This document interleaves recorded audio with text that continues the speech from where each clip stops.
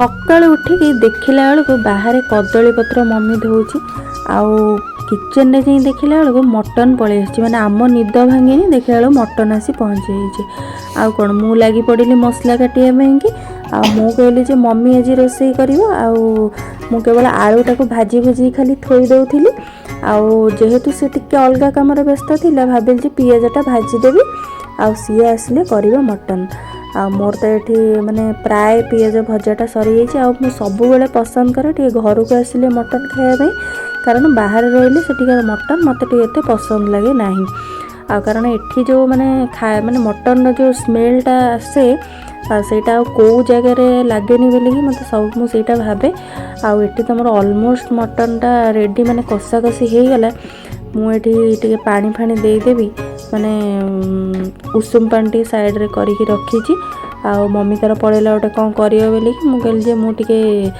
उषुम पानीटा अजाड़ी pressure हुईसिलटा लगेदेवी आउ कौ मानकर एमती प्रेसर डायरेक्ट मटन हुए निश्चिंत भाव में कमेंट करेंगे। आमर कड़े केबे हुए कारण आमर गोटे माने प्रेसर गोटे स्पेशली अच्छी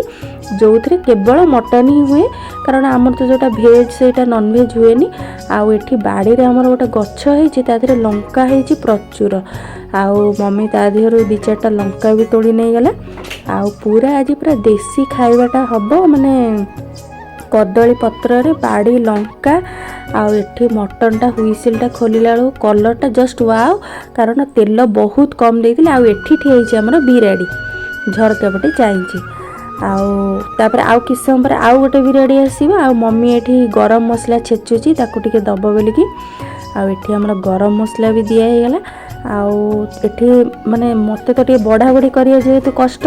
तेणु कर मम्मी तार बसीगला पूरा 3-4टा प्लेट धरिकी समस्त तार जी छुआ सब आसीचु